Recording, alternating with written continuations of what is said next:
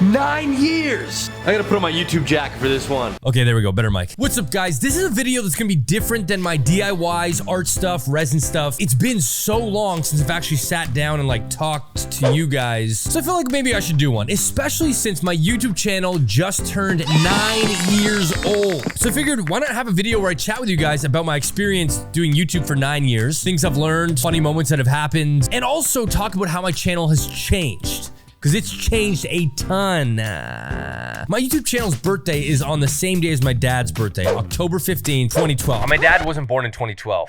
My dad's not 9 years old. It feels good to be back on here because my art style videos, I can't really joke in those because they're so quick. It's like, pour the resin, get the isopropyl alcohol, you know? Like, how about we start with where this YouTube channel started? So I used to have a channel called Danocracy. And back in the day, there was this thing called click bombing that could happen where when YouTube integrated these ads, you had to sign this contract that basically said you will not click the ads to like make more money. It was that sort of rustic back then.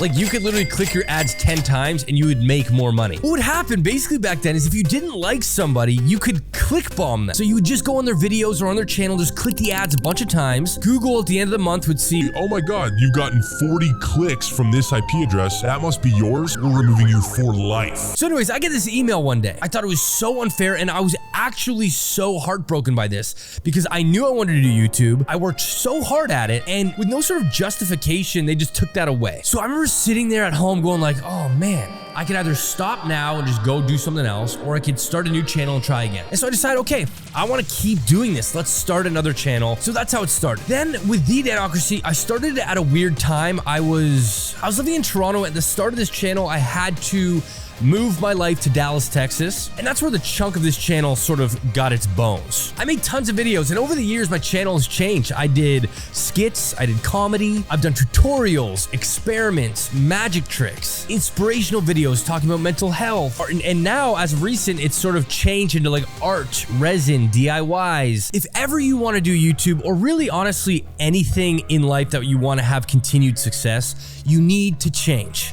You stay the same, you get the same results. When you implement change, you deal with people that hate change so severely that they give you so much hate. That is really just saying more about them than it is you. I would say 9 times out of 10, a authentic troll hater will start out as a fan. They'll go from a fan, they'll DM you, and because you don't DM them, they start to get a little bitter. Okay, then they start to build resentment that you owe them a DM. Like I literally don't give a shit about those people's emotional responses when it's fueled with hate. Back to what I was saying. I've changed my channel multiple times over the years, just based off of where I'm at in my life. To be able to have a 9-year career of making YouTube 700 fully edited videos, I'm insanely proud of how hard that is to do and that I was able to achieve it. And that I'm still here today making content for you guys. What else? What else? What else are we gonna talk about? Hold on. Favorite comments. Let's talk about this. This one won't be long, okay?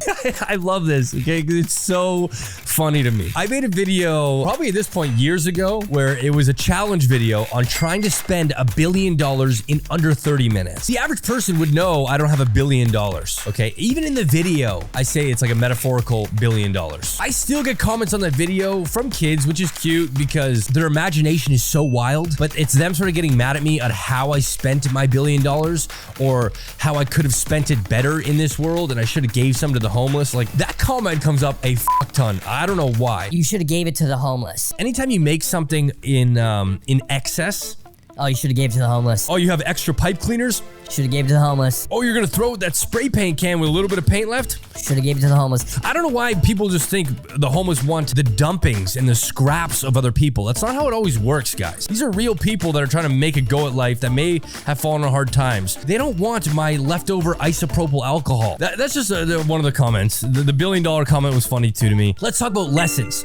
Big lessons I've learned over the years from doing YouTube. You can never be right, you'll never be perfect, and somebody will always hate you. I've noticed those both apply to me on YouTube and me in real life. There's been times in the past where I've said an actual scientific fact. Like my jacket is black. A lot of us could put that to bed there. You know, his jacket is in fact black. My hat is red. Yeah, it looks red to me. No. There will always be people that go, actually, there's no such thing as black. It's just a really dark blue. That hat, it's actually a very vivid color of pink. I don't have time for those people that nitpick. You'll never be perfect, and that's fair, and that is a fair, valid thing. I do art videos in a style that is perfect to me. I may have a bubble in my resin here and there. It may not be up to standard to somebody else's liking. And for that reason alone, you'll never be perfect. You can't cater to everybody's expectations. Believe it or not, some people's expectations are, why play basketball unless you're LeBron James? Which is like such an insane thing to think about. And to them, it's like, why make art unless you're Vincent van Gogh? Like, they hold the legends of their category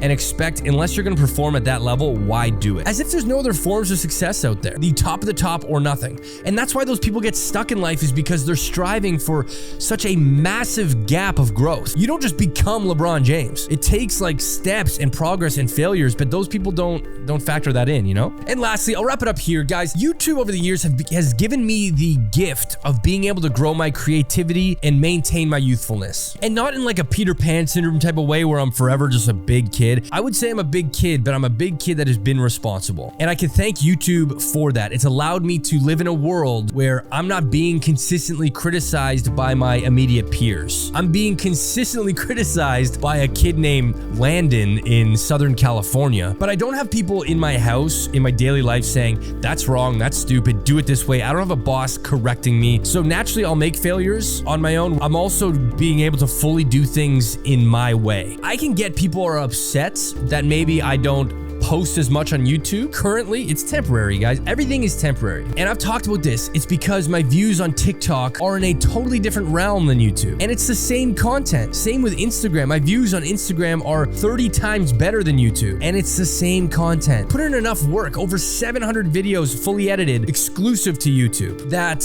if YouTube's algorithm deems it not good or not shareable or not viral, it gets thrown away into the shelves of digital dust. Whereas TikTok, I'll put something up, viral. I have 700,000 followers, boom, 400,000 will see it. Guys, I appreciate you, and I'm not abandoning YouTube. Just know, career-wise and effort-wise, it makes a lot more sense right now to be focusing on platforms that will grow me into a bigger creator than staying on a platform that has gone stale. I love my content. I get comments all the time, you're so underrated, why does YouTube not show your views? I don't know, I don't have an answer to that. But what I do have an answer is TikTok does, Instagram does, so why not promote those guys that actually sort of are treating my content a bit better? They just have a better algorithm for me. I'm not saying YouTube's bad.